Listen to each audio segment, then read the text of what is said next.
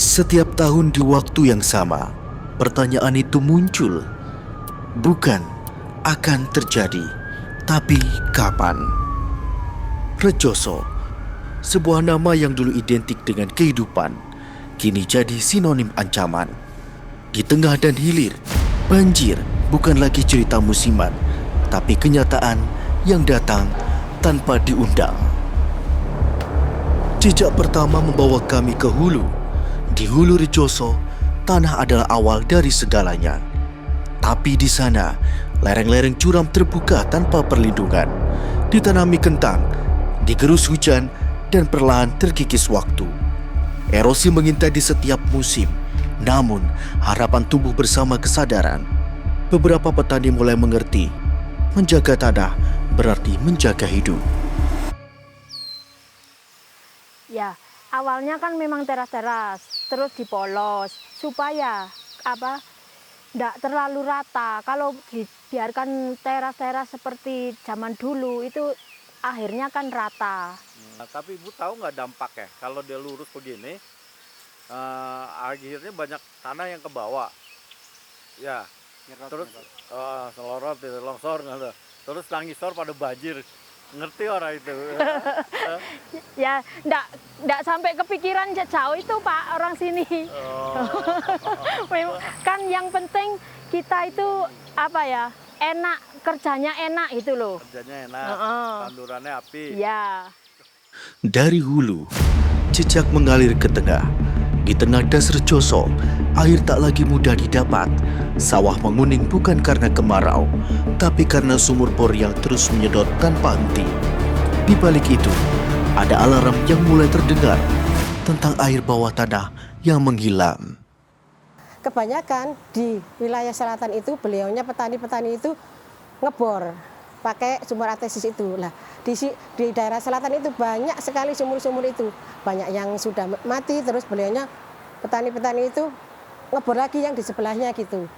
Lah ada kejadian yang di daerah mana itu Kersian itu ngebor baru dapat 6 bulan. Itu debit airnya sudah menurun. Kalau yang di selatan, yang di utara jalan, insya Allah pengairannya itu cukup. Karena di sana petaninya itu bisa tanam padi 3 kali dalam 1 tahun. Kalau yang di wilayah selatan itu ada yang cuma 1 kali dalam 1 tahun. Karena di sana selain mengandalkan sumber artesis, beliaunya juga mengandalkan air hujan. Dan di ujung aliran, jejak-jejak itu bertemu, menciptakan badai yang datang tanpa diundang. Sungai yang tak tertampung merambah ke halaman, masuk ke rumah. Di hilir, banjir bukan lagi kejutan, tapi ketakutan yang datang tiap musim hujan. Sering kebanjiran yaitu Desa Prodo sama Bandaran. Kalau Desa Prodo itu arusnya deras. Dari sungai ini berada di Sungai Prodo yang aliran dari wilayah Lumbang, Desa Cukurguling, Jeladri, Prodo. Yang terdampak paling parah itu desa di belakang sana adalah Desa Prodo Dusun Jetis. Di sini ini tempatnya banjir. Biasanya itu kalau banjir itu kadang nggak hujan, kadang nggak ada aba-aba, langsung aja banjir kiriman dari sungai. Sungai yang sebelah barat sama sungai yang ini sebelah timur.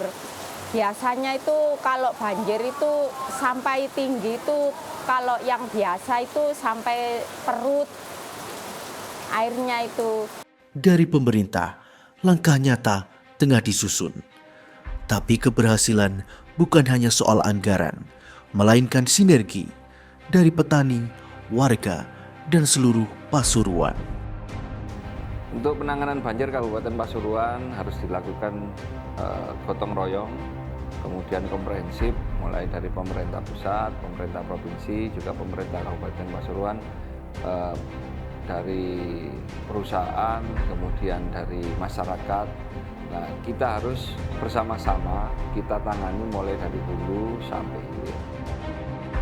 Untuk penanganan banjir Kabupaten Pasuruan ini menjadi prioritas dari pemerintah Kabupaten Pasuruan karena Kabupaten Pasuruan ini dilalui beberapa daerah aliran sungai utama, yaitu ada aliran sungai dari Sungai Rejoso, kemudian ada Gedung Larangan, kemudian ada dari Welang.